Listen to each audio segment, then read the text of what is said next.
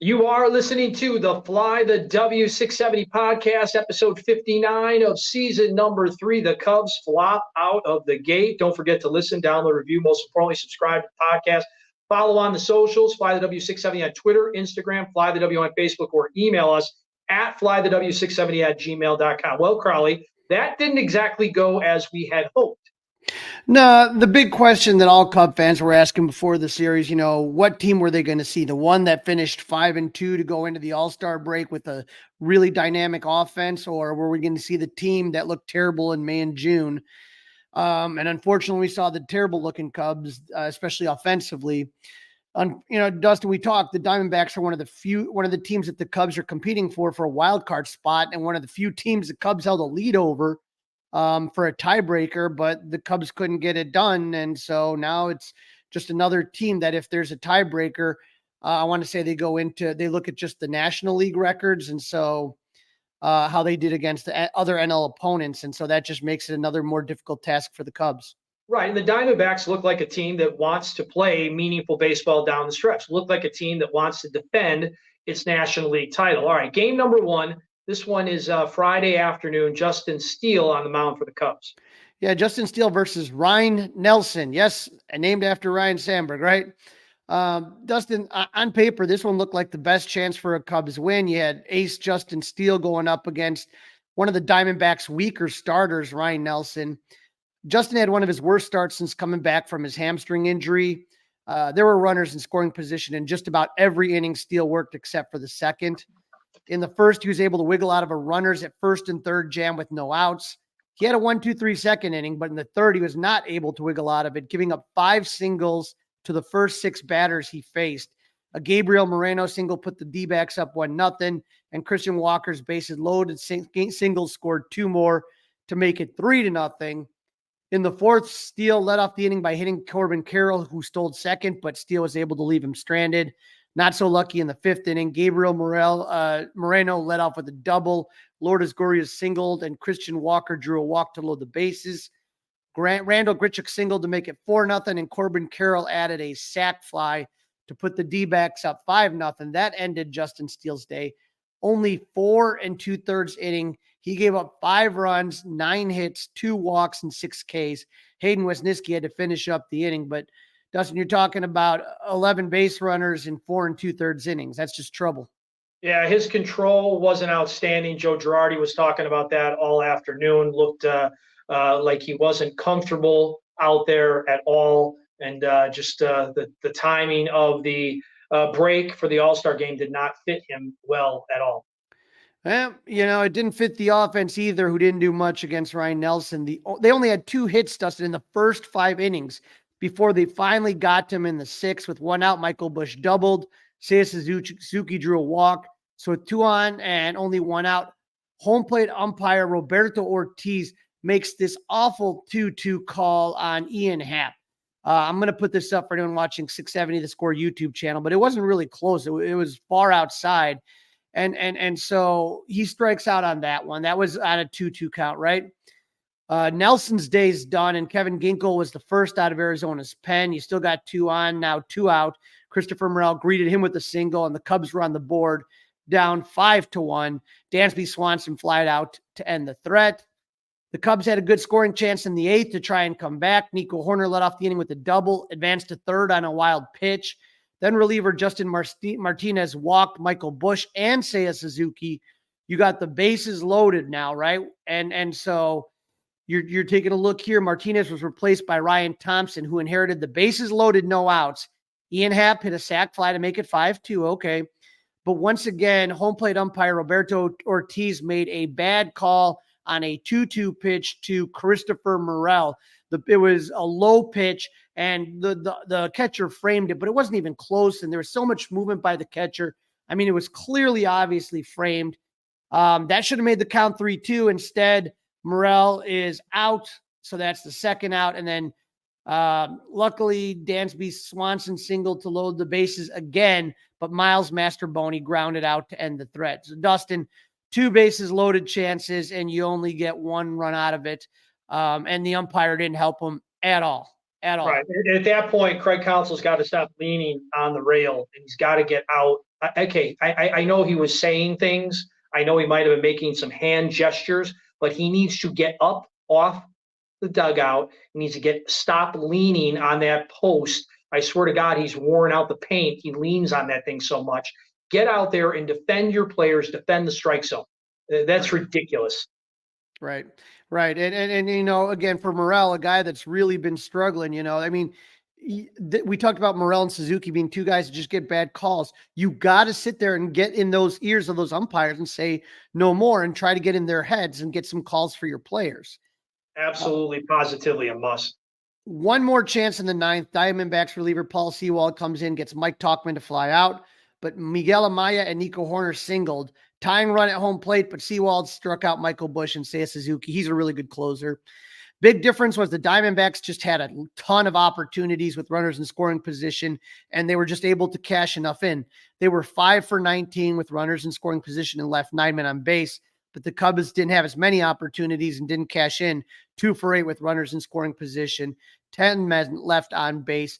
The big lefty, Dustin, John Lester, was in the studio, and he said this after the game. He was talking about it with Cliff Floyd and Cole Wright. He said, look, there's no real repercussions for umpires. You can be bad or be okay, and you still have a job for as long as you wanted. So he said to Cliff Floyd, look, if we're bad, we get sent down to the minors if you're a bad hitter, if I'm a bad pitcher.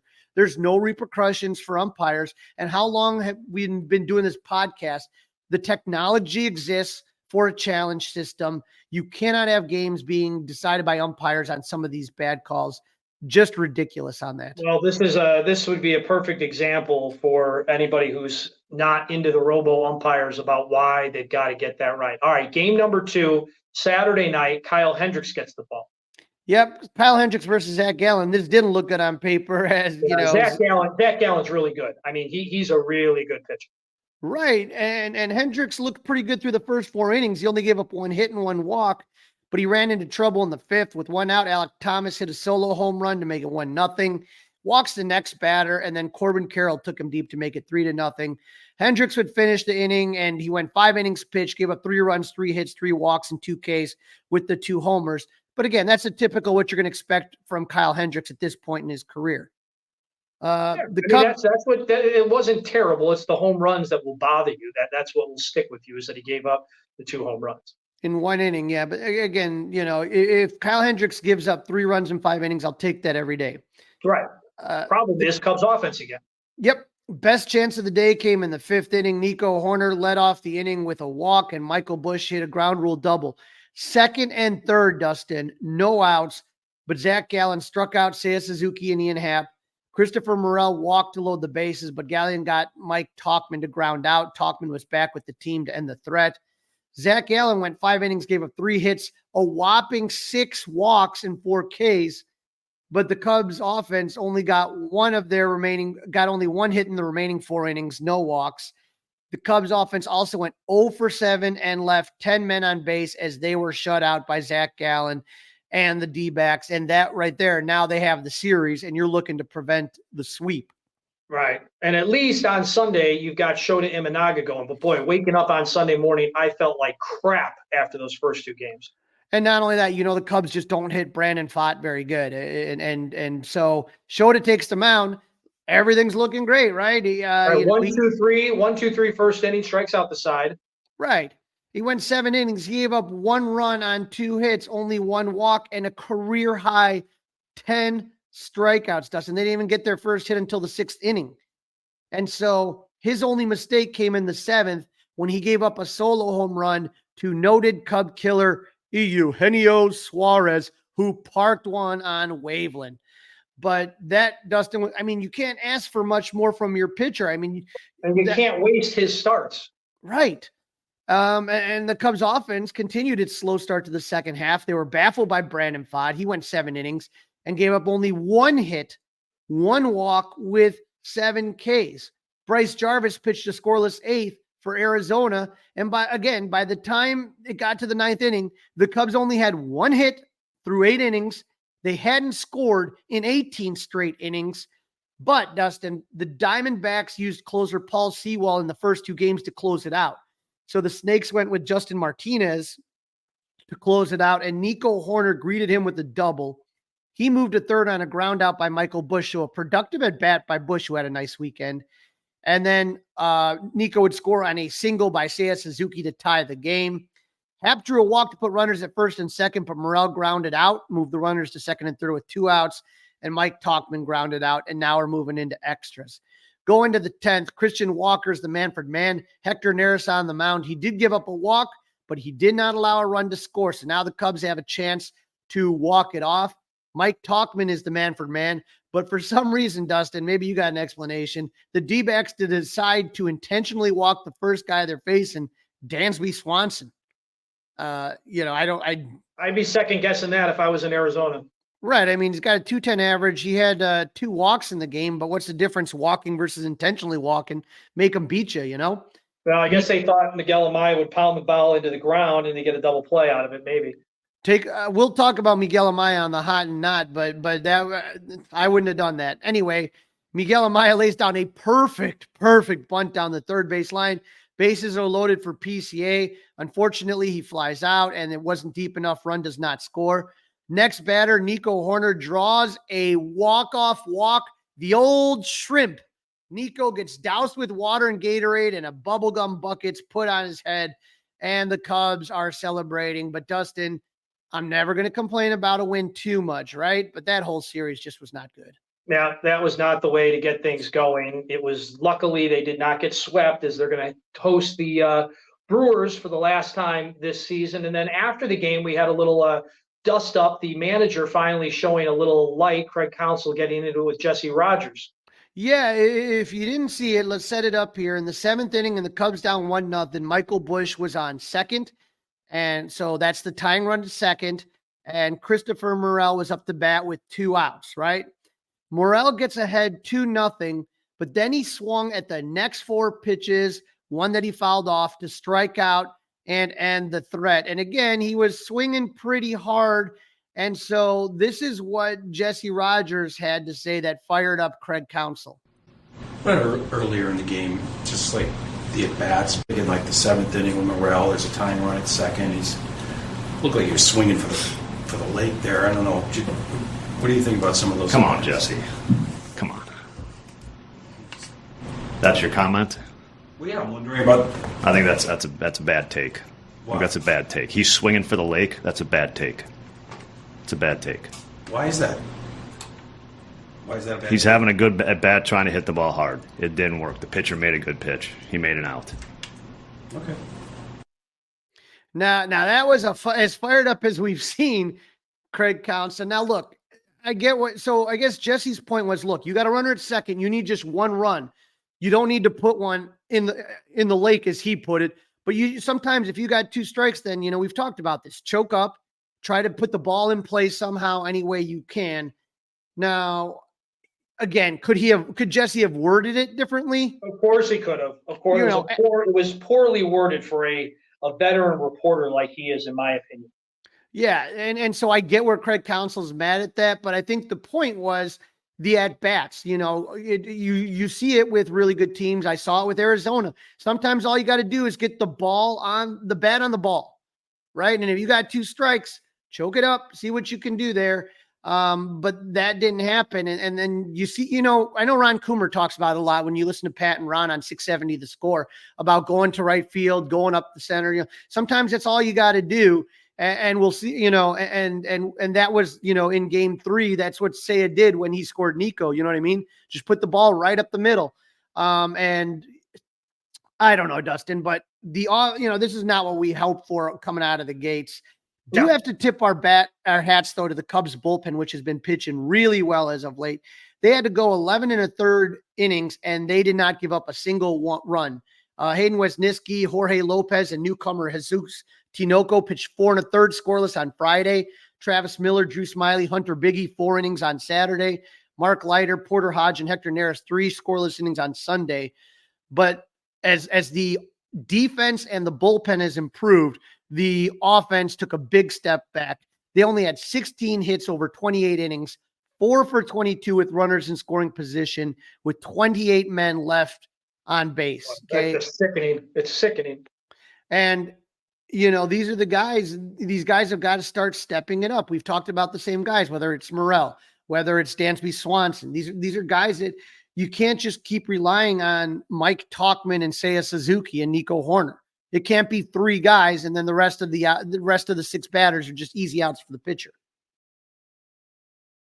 You are listening to the Fly the W670 podcast, season 3, episode 59. The Cubs flop out of the gate. Don't forget to listen, download, review, subscribe to the podcast.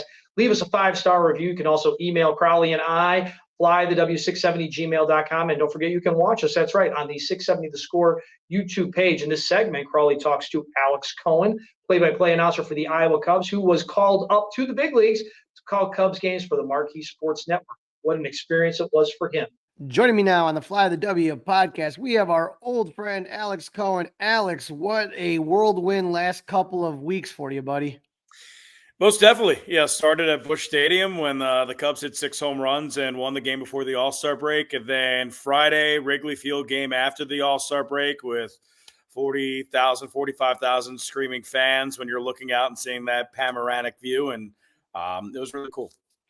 So, Alex, for a lot of us, you've been on the show plenty of times, and you've had a long, long career in minor league baseball, many, many years, and now the voice of the Iowa Cubs. But to me, it's kind of interesting because, you being so involved in minor league baseball and a lot of us who pay attention to the minor leaguers, I think it's always fun when all of a sudden you get someone who gets that call because that is your lifelong dream. I know you love the Iowa Cubs and everything like that, but if albeit, your goal is to be a major league broadcaster. And so the one thing I'm always curious with is how did you get the call? Who was the first one to say, hey, Alex, you're going to the bigs? Yeah. So it was the middle of June and we were right smack in the middle of a 12-game road trip. And we were in Columbus. The next series was starting in Indianapolis. So in the off day, because every off day in minor league baseball is on a Monday, I decided to come down to Chicago just because I like watching more baseball because I'm a sicko and it's fun. And stopped by the Marquee Sports Network studios. I was recording a podcast with Andy Martinez and Tony Andracki and Nick Steger, who's one of the higher ups in their programming department, Marquee, great guy. Says, hey, come on down to the office. Let's chat. And he and I have a pretty good relationship, so that chat could have gone in a variety of different directions. And, he asked me how things are going. I said, it's going well. We're right in the middle of a 12-game road trip, and things are a grind, but it's fun and everything's good. What's going on with you? And he said, oh, nothing much. We got some really cool things going on in the next couple weeks, month. I'm like, oh, what do you guys got going on? He's like, like you making your big league debut. And I'm like, what?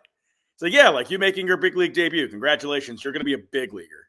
And then I took like a pause. I looked around the room, make sure that I wasn't getting taped. I wasn't getting punked. And then when it became a reality, asked him what games. He said, yeah, we're setting you up, we're easing you in. It's going to be Cubs Cardinals in St. Louis. I'm like, oh, okay. That sounds fun. So no, it was, Nick's awesome. He played it out perfectly. Added the dramatic effect into it, but it was really cool. And that's just like it is when a minor league player gets called up. You know what I mean? You just kind of surprise them. And so you hear that. And once it kind of sinks in, again, you've traveled all over, you've called baseball overseas in Australia. Did that emotion hit you right then and there? Or did it take a little while to sink in to be like, this is it. I'm kind of hitting that dream. It came in waves. So that day I call my wife, I call my parents, and just getting their reaction and seeing how emotional they were made me more emotional. I think starting to prep for the games definitely added an element to it. And then when I arrived in St. Louis the day before my debut at Busch Stadium, I don't normally get nervous. I didn't think that I was nervous, but my wife was there and Tessa was just like, you were nervous. You were on edge. Like I'd never seen you like that before. And then going up this, the Busch and, going up into Busch Stadium and going up into the press box and, seeing the 6 homers. And then at the end of that game, just taking like a deep breath and looking over for 5 minutes, just be like, wow, like that was pretty cool. And then Friday, being at Wrigley Field, and while they did lose, there were a couple times where like I pinched myself. That like I looked out and I was like, holy crap, like Toto, we're not in Kansas anymore. Like it was crazy. Now, how much time elapsed from when you found out to when the announcement was made? About a month. So I found out middle of June. I think it was like June either 15th or 18th. I would have to look back at my calendar. And then the announcement came out the Friday before my debut. So I wanted to keep it that way. And the announcement wasn't really mine. I just said, hey, like, I'm doing this. And our creative staff from the iCubs said, we're going to put it out this way. I'm like, do whatever you want. Like, I'm not trying to make anything bigger than it needs to be. And then I told Tommy Birch, our beat writer, who I've obviously known for a really long time, and he said that he wanted to write a story on me. And I said, fine. I mean, it wasn't anything that I was seeking out. Obviously, I was going to have to let people know eventually, but they kind of did the hard work for me, and I really appreciate that. Yeah, Tommy Birch always just does excellent writing, and this was from the iCubs, celebrating there, and then it was awesome. They even had some videos of you over the years. Yeah. If you haven't checked that out, go to at Iowa Cubs. You could see the video they put together of a young, energetic Alex Cohen with it wide-eyed, ready to go here. Exactly. Now, you got to St. Louis here, and like you said, it was an awesome W. Your first game ever, a W. Not only that, 6 home runs, and then to me, one thing that I thought that was amazing too is PCA hit 2. Yeah. And what I mean, you're somebody that has been covering PCA since he, coming into the minors and being in Iowa, and you having the opportunity to know Pete and talk to Pete. When you got there and did you get to bump into some of the players or talk to any of the players when you were there, especially the ones from Iowa, whether you're talking about Miguel Amaya or I mean, just countless ones, PCA? Yeah, no, I did. And it's really cool. I mean, it's not lost on me that, first big league home run call is Pete Crow Armstrong, his first multi-home run game. And then also Christopher Morel. I mean, Morel having a multi-home run game. He started the year with us in 2023. I mean, and in 2023, I was coming back from spring training, and so was Morel because he got option. And I was just coming back to Iowa. We were on the same flight. And I remember we get back, it's like 12:10 in the morning. It's 30 degrees. Morel's standing there. I'm like, hey, do you want to ride to your hotel? And I'm like, he's like, yeah, sure. So just kind of sharing that ride and seeing where he was at, like as a person, not as much as a player. It was like me, my wife, and Christopher Morel in the back seat. So I'll always remember that and just be like, hey, are you good? He's like, I'm fine, Poppy. And he smiles and he walks into his hotel and then, hits 10 home runs in April. He goes up to the big leagues and he's been there ever since. So I'll never forget that. I mean, it was great seeing the players like Pete Crow Armstrong, Alexander Canario was there at the time. Hunter Biggie was there at the time. Justin Steele, who was with us in 2021, came up, gave me a big hug, flipped me a baseball. So it was all encompassing. It was just a tremendous experience. Was this the ball that he flipped you? No, that was actually the Cubs media relations department. They got that ball authenticated. They said, so Joanna Schimmel and John Steinmiller came up to me after the game, patted me on the back, flipped me the balls like, here's your big league ball. So it was pretty cool. I have 2 baseballs that are sitting somewhere in my house. I can't look for them right now, but yeah. Yeah. So that's got to be cool. And so, first game, like you said, Cubs Cardinals, and when you think about the Cardinals broadcast booth, we like to talk crap about the Cardinals here, but just the history between the Cubs Cardinals rivalry and Busch Stadium, when you talk about Jack Buck and, Harry Carey and all the announcers that came through there, had to be a special feeling for you. No, it was. I mean, it was especially just like Cubs Cardinals. Like it wasn't any other game and any other rivalry. It is, I mean, in my opinion, and I might be biased and you might be biased, but it's the biggest rivalry in baseball. So being able to do that before the break, a game that really matters, a game that there's a lot of eyes on to see what the teams are going to do in the second half, how they're going to end the first half, what type of momentum they're going to be on. Just being able to do that game was, I mean, I'll never forget my debut, but I'll certainly never forget that matchup.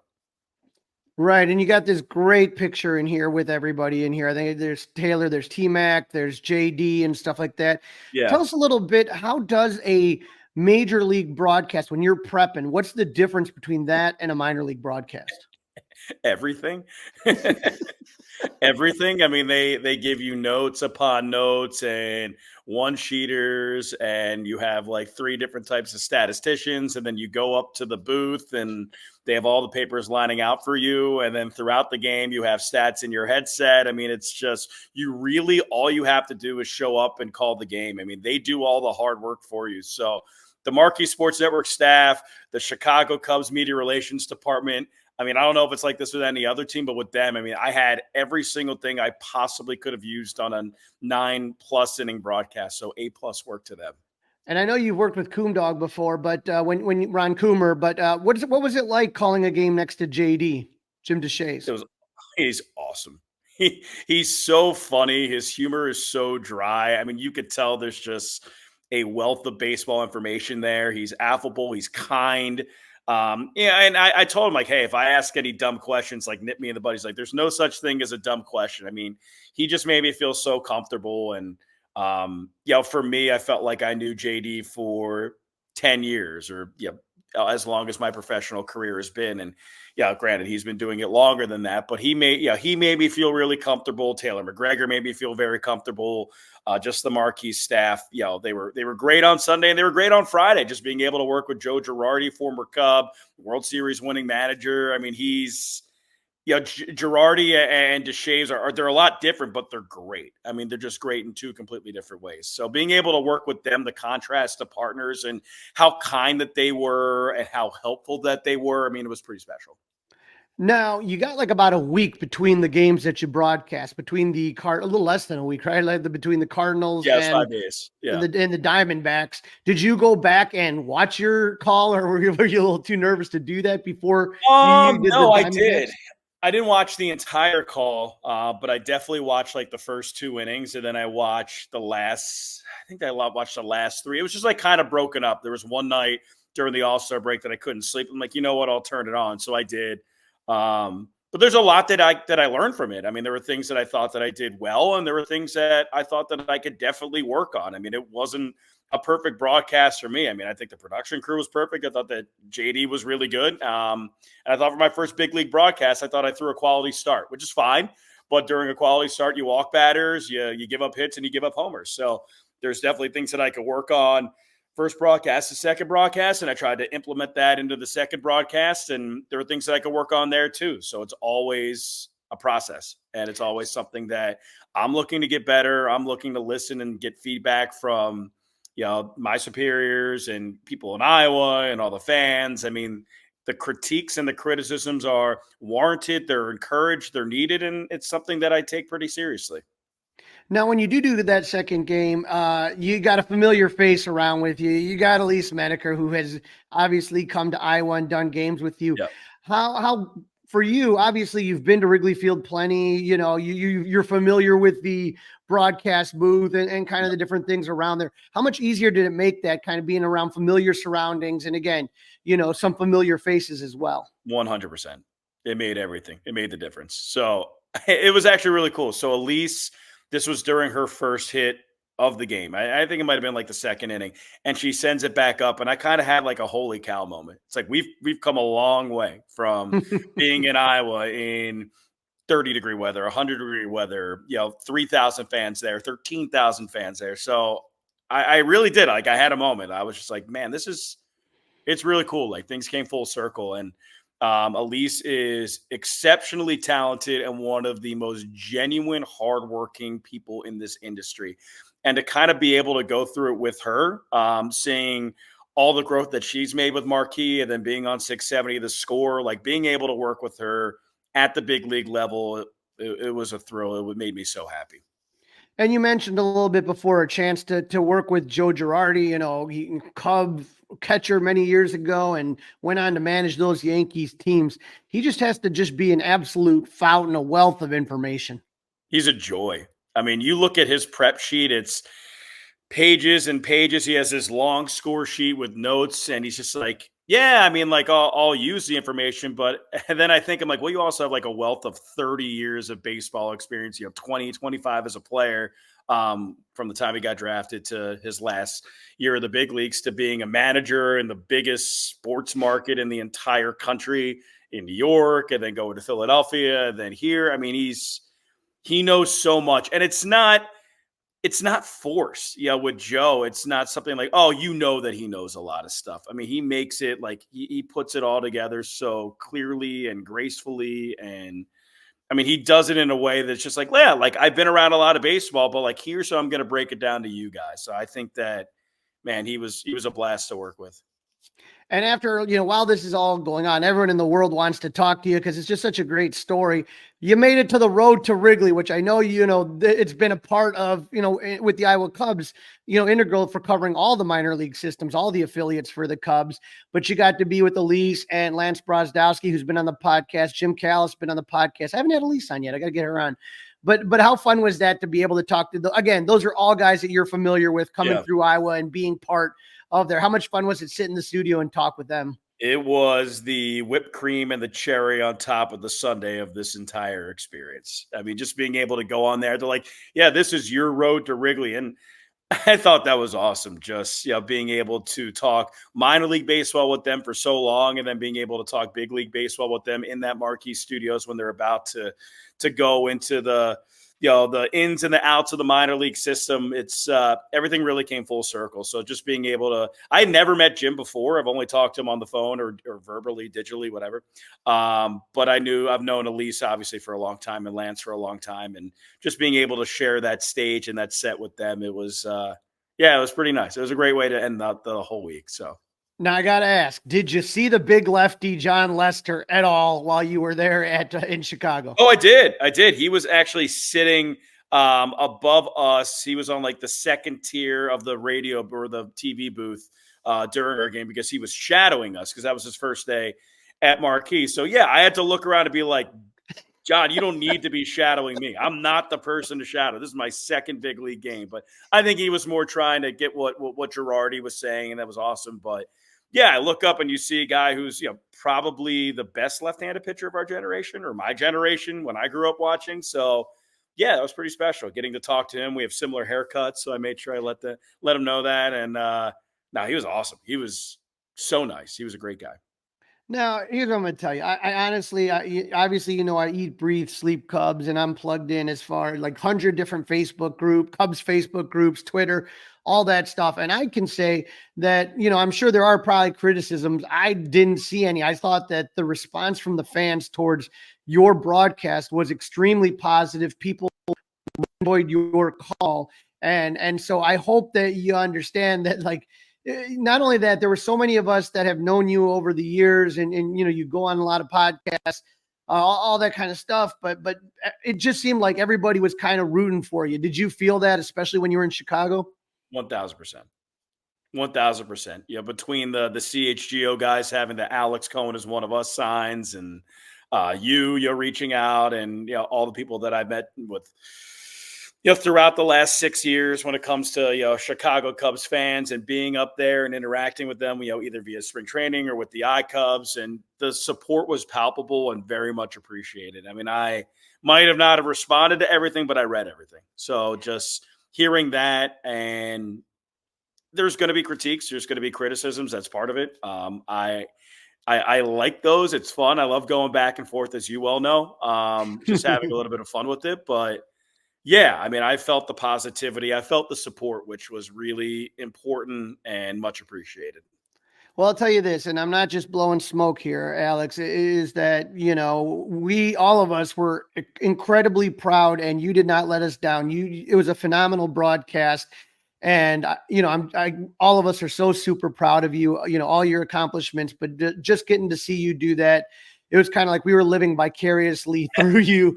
Yeah. Like, to me, it's almost like, hey, man, this is almost what you have to feel like when you see these guys that you saw make it to the big leagues and have their first at bats and all that stuff. It's a little different, but for us, that's what it was like. It was like, we know Alex. I've been in the broadcast booth at Principal Park with Marty, the Salsa King, and all the fun times that we've had out there at the bait shop and all that stuff. But just seeing you at the pinnacle of what you want to do with your career, it was like we were all just so incredibly proud of you and watching you. And again, you didn't let us down, Alex. You absolutely killed it. And there's no doubt in my mind that you are a big leaguer. And I hope in the future, you're going to be with the Cubs because you truly are one of us. Thanks so much, man. That means the world. And no, it was an incredible week. And I always tell my wife, before this, I'm like, I just want to call a big league game. And then I get to call two, one that the Cubs win and then one at Wrigley Field. And yeah, the hunger doesn't stop. You want more, but yeah, I go back down to Iowa and I love it. Like, I love being able to work for a Cubs affiliate. I love being able to work for the Iowa Cubs. And, if I get to call another big league game, that's great. But if not, like, I had my moment. I really enjoyed it. Got to call a Cubs win at Busch Stadium when they hit 6 home runs, and I'll never forget it. So it was really impactful, very meaningful. And it was something that not only I enjoyed, but my entire family, my support system. And I'm really fortunate that you guys were able to watch and enjoy it as well. It meant the world.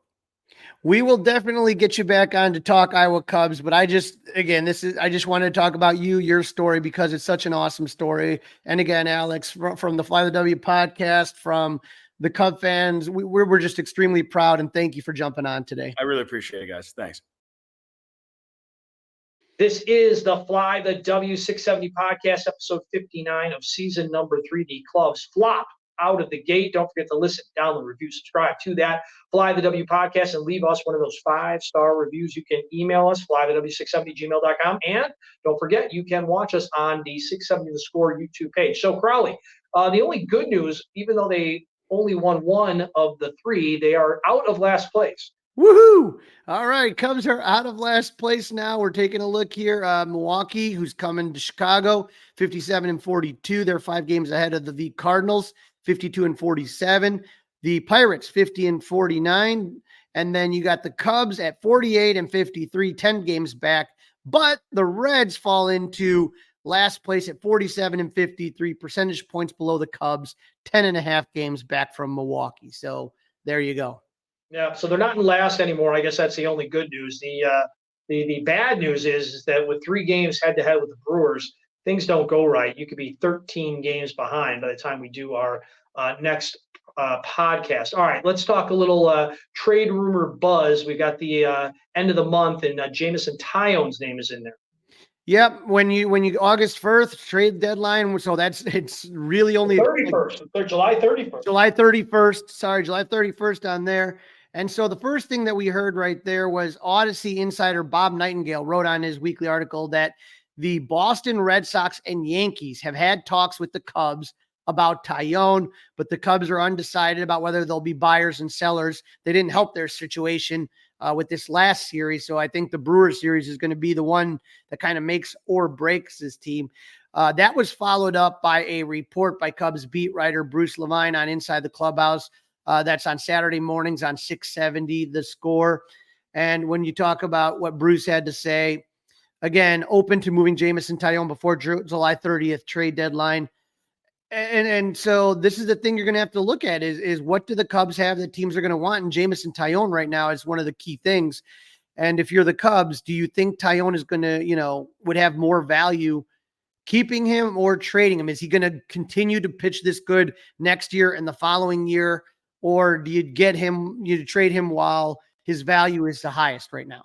Right. Well, I would say they know best, but I don't know where you find like a third guy in the rotation for $17 million a year, especially in a major market. So we'll have to wait and see. So some good news on the Cubs in their draft pick front. They signed Cam Smith.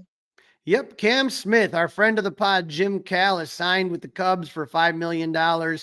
$5,070,000, which is the full slot value for the 14th round pick. So good to get that done. When you get that first round pick out of the way and signed, I know Bears fans have been talking all about that stuff. It's a good feeling. It's just done and over. Done and over. Nothing to see here. Okay, roster moves. We talked about Mike Tauchman. He is back in the lineup for the Cubs. Yep, and Canario was optioned to Iowa. Did he have like 2 at-bats? Did Canario have 2 at-bats while he was up? What was the point? I don't even understand what the point is with that, to be honest with you. The Cubs also selected the contract of Jesus Tinoco, and Jordan Wicks was moved to the 60-day IL. His recovery is not going according to plan, but, nothing you could really do about that. But we won't see him again until spring training.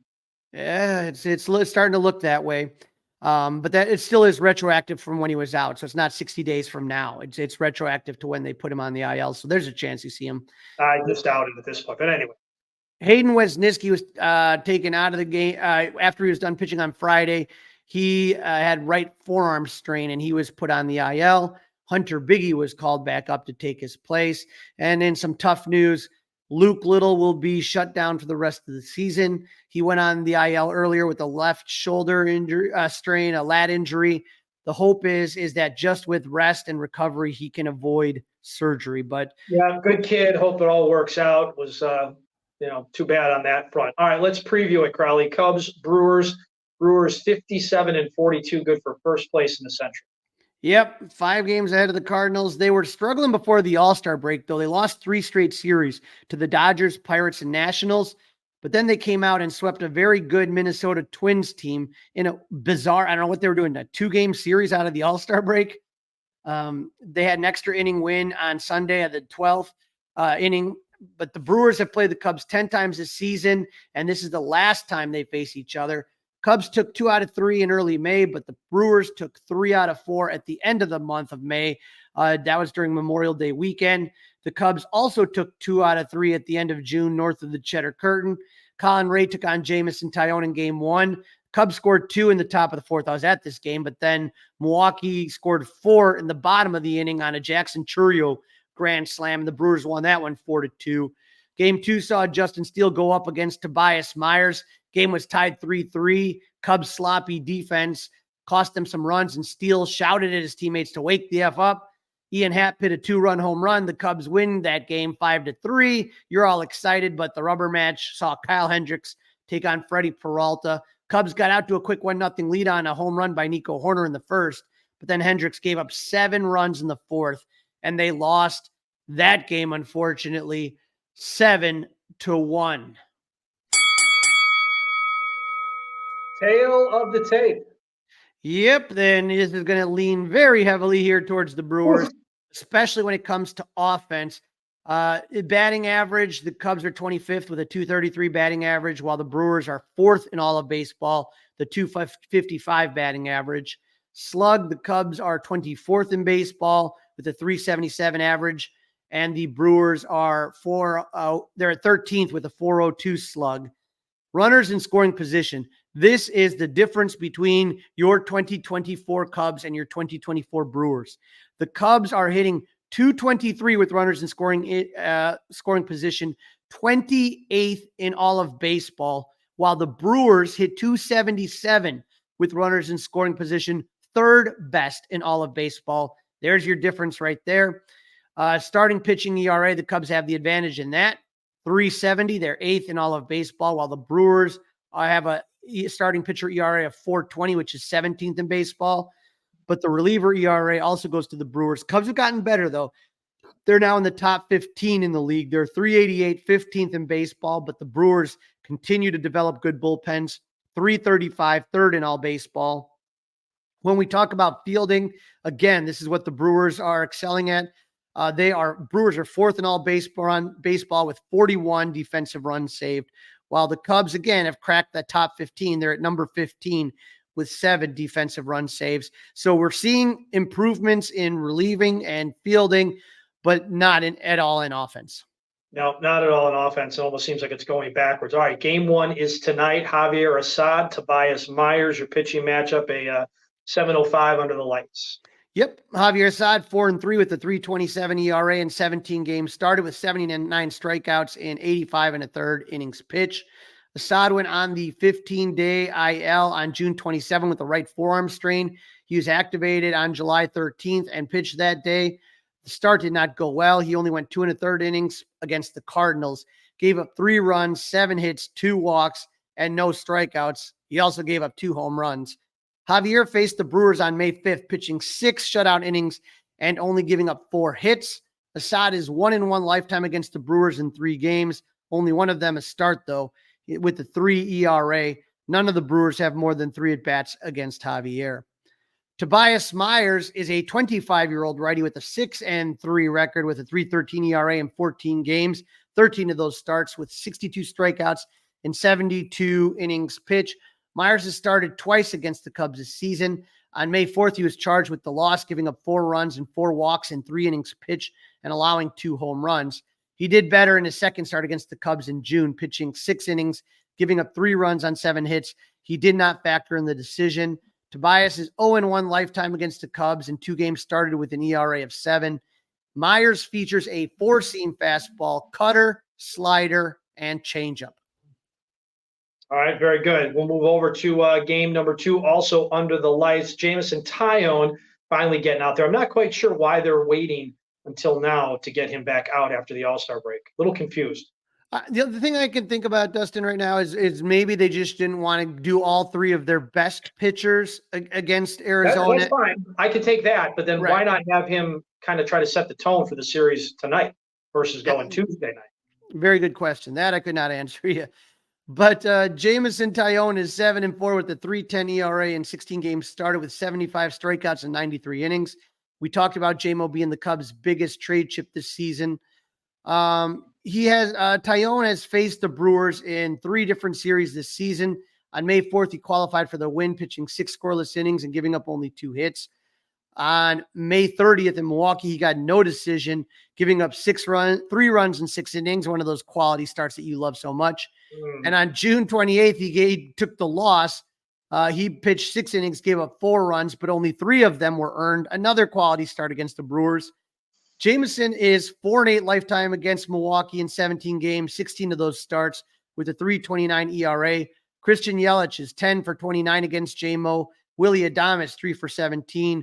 Wilson Contreras, 2 for 13. And Bryce Terang is 3 for 13. Colin Ray is 9 for 3 with a 3.77 ERA in 19 games, 16 of those starts with 76 strikeouts and 105 innings pitched. Ray's faced the Cubs twice this inning. On May 30th, he got a no decision, pitched 5 1/3 innings, and gave up only 1 run on 5 hits. On June 28th, he got the win, pitching 5 1/3 innings, giving up only 2 runs on 3 hits. Ray is 1-0 lifetime against the Cubs in 4 starts with a 3.05 ERA. No one in the Cubs lineup has more than 6 at-bats against Ray, but Christopher Morel is 2 for 4. Ray features a sinker, cutter, sweeper, and a 4-seam fastball. All right, very good. We move into a day game, the way we like them. Justin Steele, TBD, but we're thinking Joe Ross. Yeah, Steele is 2-4 with the 3.07 ERA in 15 games, started with 87 strikeouts and 91 innings pitched. He makes his second start of the second half. Unfortunately, we talked about the first one. Gave up a lot of traffic, only went 4 2/3 innings and gave up 5 runs on 9 hits with 2 walks and 6 Ks. Steele's faced Milwaukee twice this season. After Steele came back from that IL injury, he still kind of was not in the groove yet, but he got in his groove on May 27th against the Brewers, got a no decision, but pitched 7 scoreless innings and gave up only 3 hits against Milwaukee. That was the game that really got Steele rolling. He also started on June 29th, got a no decision, pitched 6 innings, gave up 3 runs on 7 hits, but there was some sloppy defense that got Steele fired up. Justin's 2-2 lifetime against the Brewers with a 2.21 ERA in 15 games, 13 of those starts. Willie Adames is 6 for 28 with 2 homers against Steele. Christian Yelich is 8 for 27, and William Contreras is 6 for 16. Joe Ross is 2-4 with a 4.50 ERA in 9 games started with 35 strikeouts and 42 innings pitched. Ross went on the 60-day IL on May 24th with a lower back strain. He's been pitching, rehabbing in the minors. And so he's had 1 start against the Cubs this season on May 3rd. He got no decision, but pitched very well. He only gave up 1 run on 1 hit in 6 innings of work. Ross is 0 for 4 lifetime against the Cubs in 9 games, 8 of those starts with a 3.86 ERA. Dansby Swanson, 5 for 15 against Ross, and Happ 4 for 11. Ross features a slider, sinker, and a 4-seam fastball. Well, hopefully when we get back, Dansby Swanson can get on this hot and not list with a couple of successes off of Ross on Wednesday. So you got Nico Horner in the hot, but I cannot believe the Cubs are so bad that you've got Miguel Amaya on the hot list.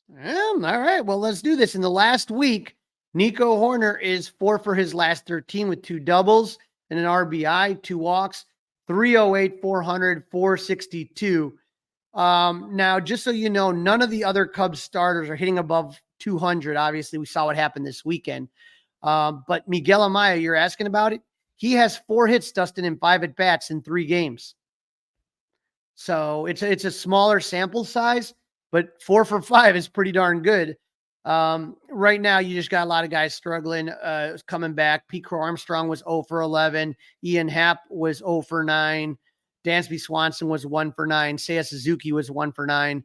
And Michael Busch was 2 for 11. And Christopher Morel, 2 for 10. So that's why the offense just did so bad this last weekend against the Diamondbacks. All right, hot and not for the Brewers as they come into town, come south of the Cheddar Curtain. Look out for Jackson Chourio, the young uber prospect for the Brewers, is 5 for his last 9 with a home run and 5 RBIs. He is hot right now. Just be careful with that guy. Willie Adames is 3 for 9. Take a look for Eric Haas. He is 3 for his last 4, but he hit 2 home runs in that come from behind victory against the Twins on Sunday.